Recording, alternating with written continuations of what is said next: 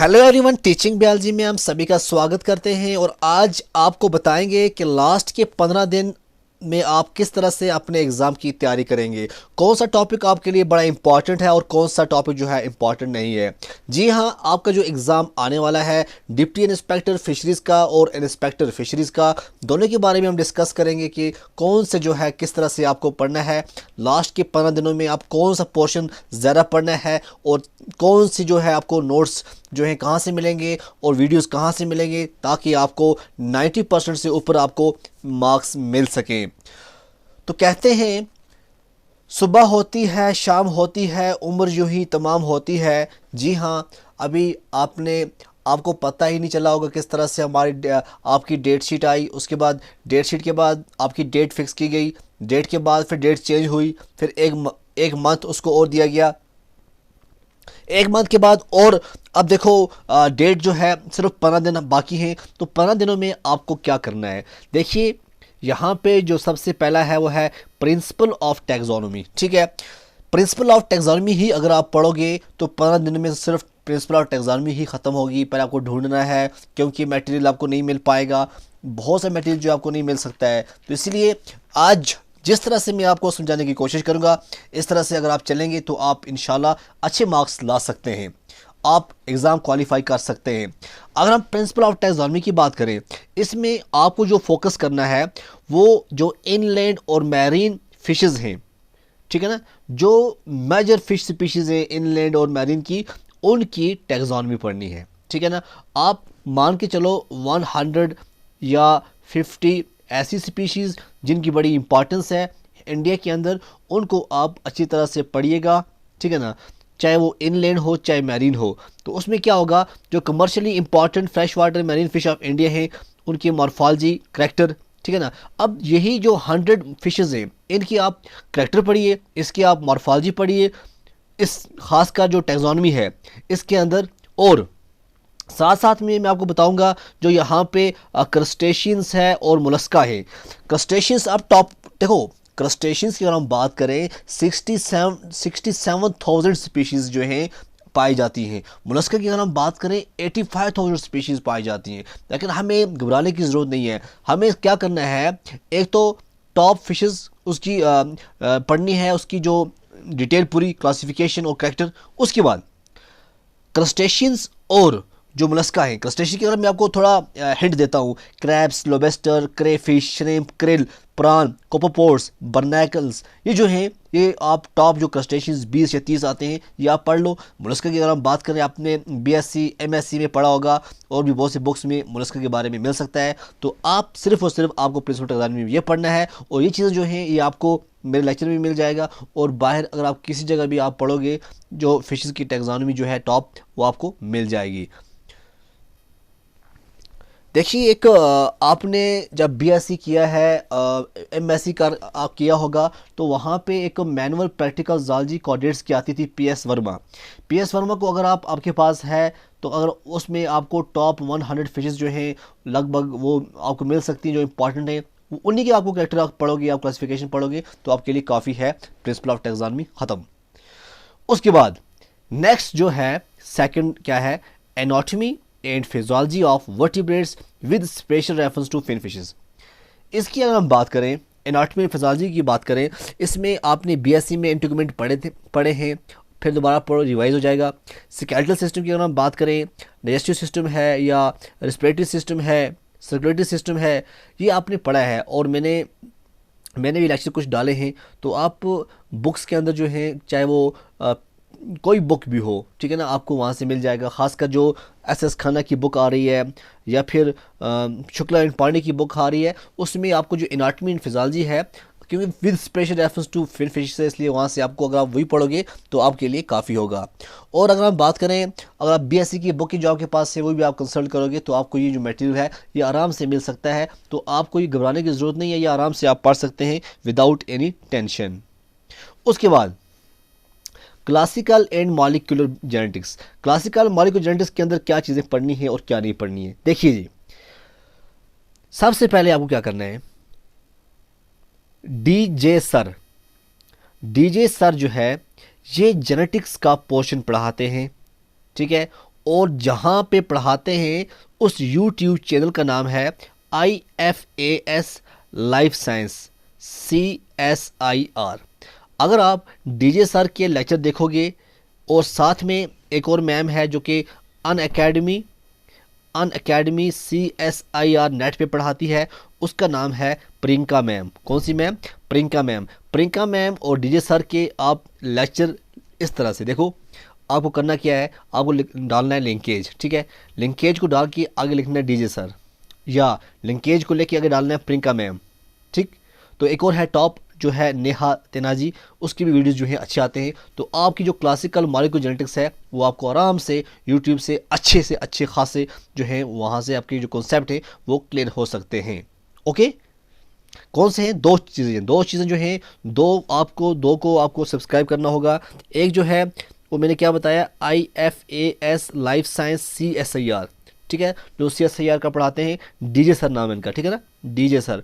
और दूसरे जो हैं वो कौन है? प्रियंका मैम और नेहा तेना जी, ये भी अन अकेडमी CSIR नेट पर पढ़ाती हैं। तो आपको ये पोर्शन पूरा वहाँ से मिल जाएगा और इतना टाइम भी आपको नहीं लगेगा। आप 15 दिन आपके लिए काफ़ी हैं, आप उसमें से टाइम को एडजस्ट कर सकते हैं। उसके बाद हम बात करें फ्रेश वाटर एक्वाकल्चर की।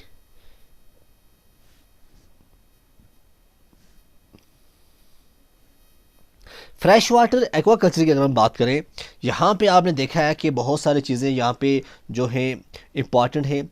यहाँ पे फ्रेश वाटर लेक्चर के ऊपर मैंने 3 लेक्चर जो हैं ऑब्जेक्टिव्स और जो सब्जेक्टिव्स वगैरह मैंने डाले हुए हैं वो आप देख सकते हैं। तो वही जो इम्पॉर्टेंट थे वो मैंने पूरे डाले हैं फ्रेश वाटर एक्वाकल्चर के रिलेटेड, तो आप वहाँ से पढ़ सकते हैं, आपको ये चीज़ें मिल सकती हैं, ठीक है ना। जिस तरह से मैंने एयर ब्रीदिंग फिशेस के बारे में बताया है, कोल्ड वाटर फिशेस के बारे में बताया है। हाँ, फ्रेश वाटर प्राण अभी आ जाएगी कल या परसों, लेकिन बाकी जो है इंडियन कॉप्स, मेजर कॉप्स जो है, और बहुत सी जो फिशेस हैं जिनके बारे में मैंने जिक्र किया है ना, वीड्स के बारे में मैंने जिक्र किया है। तो ये आप देख सकते हैं मेरे लेक्चर, तो आपका ये पोर्शन भी आराम से कंप्लीट हो सकता है 15 दिनों में। लिम्नोलॉजी की बात करें, लिम्नोलॉजी में जो मेन चीज़ है, देखो जो लिम्नोलॉजी है, लिम्नोलॉजी के जो 3 मेरे लेक्चर हैं वो अगर आप वही देखोगे तो वो काफ़ी हैं, ठीक, क्योंकि 15 दिन है, हमें ज़्यादा पढ़ने की ज़रूरत नहीं है, उतना ही काफ़ी है। उसके बाद एक्वाटिक इकोलॉजी एंड बायोडाइवर्सिटी, ठीक है ना। एक्वाटिक इकोलॉजी एंड बायोडाइवर्सिटी के लिए जो मैंने देखा, क्योंकि नया एग्ज़ाम था, नया ये जो है JKSSB कंडक्ट कर रही थी, पहले इसका सिलेबस कुछ और था, अब बहुत सी जो है चेंजिंग आई हुई है। तो इसमें हमने देखा पूरा इसको अच्छी तरह से एनालिसिस करके, जो एक्वाटिक एंड इकोलॉजी की अगर हम बात करें, उकल OOKUL, उकल एक यूट्यूब का चैनल है, ठीक है ना। इस पे इन्वायरमेंट शंकर IAS, कौन सी? शंकर IAS की जो इन्वायरमेंट आती है उसमें आपको एक्वाटिक इकोलॉजी एंड बायोडाइवर्सिटी पूरा मिल जाएगा, ठीक है। शंकर IAS की जो बुक आती है, अगर आपको वैसे लेना है बुक तो मिल जाती है, मैंने दिल्ली से मंगवाई थी, मेरे पास अभी अवेलेबल है, तो उसमें पूरा डिटेल है। अगर आप यूट्यूब पे पढ़ोगे, यूट्यूब पे बहुत सारे यूट्यूबर हैं, लेकिन मैं वो जो बंदे मैं आपको दे रहा हूँ, जो बता रहा हूँ, उन्हीं को आप फॉलो करोगे तो आई थिंक आपकी सिलेक्शन पक्का। उकल जो है आप इसको सब्सक्राइब कीजिए, इसके जो मेन टॉपिक जो हैं देखिएगा, और मैंने भी ऑलरेडी इस पर कुछ वीडियोज़ डाले हुए हैं, तो इंशाल्लाह आपका ये क्लियर हो जाएगा। उसके बाद है fish nutrition and biochemistry. Fish nutrition and biochemistry की अगर हम बात करें, पहले हम देखते हैं फिश न्यूट्रिशन जो है, इसके कुछ ज़्यादा ख़तरनाक तो है नहीं। अगर आप ऑनलाइन गूगल सर्च करोगे कुछ टॉपिक्स, ठीक है ना, वो आपको मिल जाएंगे। बहुत सारे जर्नल्स हैं, ठीक है ना, जिसमें आपको फ़िश न्यूट्रिशन का अच्छा मटेरियल मिल सकता है। सिर्फ आपको सर्च करना है, ठीक है ना, आपको वहाँ से मिल सकता है। और मैंने कोशिश की है कि क्या नाम इसका, वीडियो कुछ अपडेट करूँ, और मैंने किए भी हैं। उसके बाद इसी में एक पोर्शन आता है जो आता है बायोकेमिस्ट्री का। देखिए, बायोकेमिस्ट्री का कोई पोर्शन भी है यहाँ पे, इसमें एक चीज़ याद रखना, जिस तरह से है एंजाइम काइनेटिक्स, क्या करना है आपको लिखना है यूट्यूब पे एंजाइम काइनेटिक्स लिख के आगे का लिखना है CSIR। क्या लिखना है? CSIR। आपका 12th लेवल नहीं है, आपका 10th लेवल नहीं है, आपका जो लेवल है वो CSIR लेवल है, ये बात याद रखना।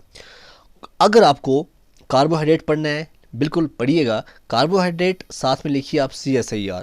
जो भी आपको टॉपिक अच्छा मिलता है, देखो CSIR जो पढ़ाएगा वो छोटा बच्चा तो होगा नहीं, ठीक है ना, इसीलिए कोई भी आपको अगर वहाँ पे टीचर मिलता है, लेकिन आपको मैं तरीका बताता हूँ कि CSIR लिखना ज़रूरी है, तो आपकी क्रिप साइकिल हो, गैकुलसिस हो, वहाँ पे अच्छी तरह से मिल सकते हैं। 11th-12th के लेक्चर पे मत जाइए, आप सिर्फ और सिर्फ CSIR के लेक्चर पे जाइए ताकि आपको अच्छे मार्क्स मिल सकें। उसके बाद है हिल स्ट्रीम फिशरीज़। अब हिल स्ट्रीम फिशरीज़ के बारे में अगर हम बात करें तो किस तरह से हमें इस टॉपिक को किस तरह से कंक्लूड करना है, पूरा कंप्लीट करना है, ठीक है ना। देखिएगा, हिल स्ट्रीम फिशरीज़ की अगर हम बात करें, JNK के अंदर जितनी भी फिशेज़ हैं, JNK के अंदर जितनी भी फिशेज़ हैं, उन फिशेज़ के करैक्टर और टैक्सॉनमी पढ़ लीजिए, कॉमन नेम और उनके लोकल नेम पढ़ लीजिए, ठीक है ना। तो और एक होगी फिशरी। अगर आप फिशरी के बारे में पढ़ोगे, उसके सोर्स भी पढ़ना, सोर्स कौन सा है। जब आप जम्मू कश्मीर की तमाम फिशेस पढ़ोगे, उसके सोर्स पढ़ोगे, तो जो यहाँ के हमारे जो जम्मू कश्मीर के राइवर्स हैं, तो वो भी वहाँ पे क्या हो जाएंगे, आपके कंक्लूड हो जाएंगे, ताकि क्योंकि जो फ़िश है, अब कौन सी फ़िश कौन सी मिलती है, दरियाए झेलम से शैलोथ्रैक्स मिल रही है, कौन सी शैलोथ्रैक्स मिल रही है, तो इस तरह से जम्मू रीजन से कौन सी मिल रही है, लद्दाख से कौन सी मिल रही है, तो आपके जो वहाँ पे जो राइवर्स होंगे वो भी आपके क्लियर हो जाएंगे कि हाँ जी ये राइवर जम्मू कश्मीर के अंदर है, उसका ये टेम्परेचर है और ये फ़िश जो है जम्मू कश्मीर के अंदर पाई जाती है। तो हिल स्ट्रीम फिशेज जो है उसी में पूरी और पूरी कंप्लीट हो जाएगी, उससे बाहर जाने की ज़रूरत नहीं है। हैचरी मैनेजमेंट पे ऊपर मैंने टॉपिक्स 3 लाए हैं, तो आप अगर वो टॉपिक देखोगे तो आई थिंक वो काफ़ी हैं, ठीक।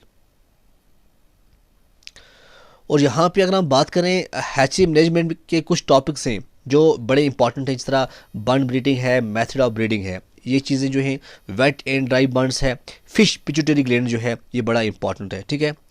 और जो है मेन इंपॉर्टेंट क्या है, इंडियन माइजर कॉर्प्स, तो अगर मैंने वो तो आपने अगर दूसरे ही चैप्टर में पढ़े होंगे अच्छी तरह से, तो आपकी ये जो है ख़त्म हो जाएंगे, यहाँ पे आपका कंप्लीट हो जाएगा। मेन चीज़ें यही हैं जो मैंने आपको बताई।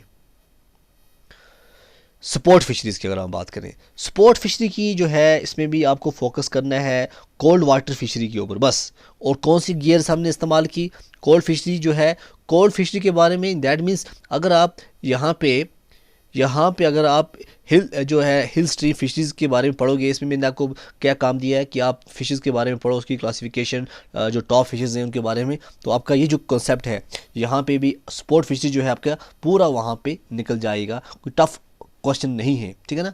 यहाँ पे गियर्स कौन सी इस्तेमाल हो रही हैं, कोल्ड वाटर फिशिंग क्या है, इसी पे आपको इकोलॉजी क्या है, कैसे है वो, आप वहीं पे कैरेक्टर आपको समझ आ जाएंगे।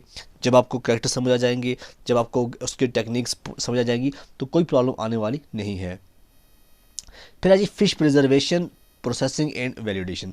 फ़िश प्रिजर्वेशन, प्रोसेसिंग, वैल्यूडेशन की कोई टेंशन लेने की ज़रूरत नहीं है, क्योंकि फ़िश प्रिजर्वेशन है या प्रोसेसिंग है, वैल्यूडेशन है, इस पे टॉपिक उसमें कुछ मैंने दिए हैं। मुझे पता है, देखो जब भी मैंने बोला है मैंने टॉपिक अपडेट किए हैं, साथ में मैंने ये भी बोला है कि आपको कौन सी बुक्स या कौन सा सर आपको कंसल्ट करना है, क्योंकि मुझे पता है वो आपके लिए इतना काफ़ी है नहीं, बट आपको सपोर्ट ज़रूर रहेगी, ठीक है।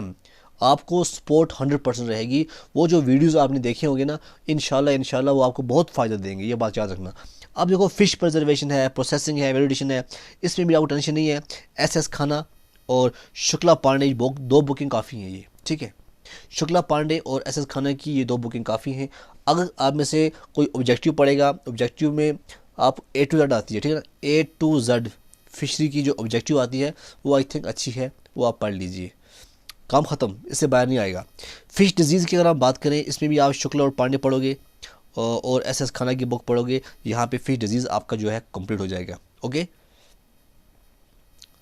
तो ये था आज का आपका, ये अब मुझे बताना था कि 15 दिनों में आपको क्या क्या करना है, कहाँ से क्या पढ़ना है, और कौन कौन से टॉपिक्स जो हैं वो ज़्यादा फोकस करने हैं, किस तरह से आपको जो टॉपिक्स हैं वो अपने आप को मैनेज करने हैं। तो अगर आप इसी पे फोकस करोगे, एक बात और याद रखना, आपके पास 24 आवर्स मिलते हैं, ठीक है।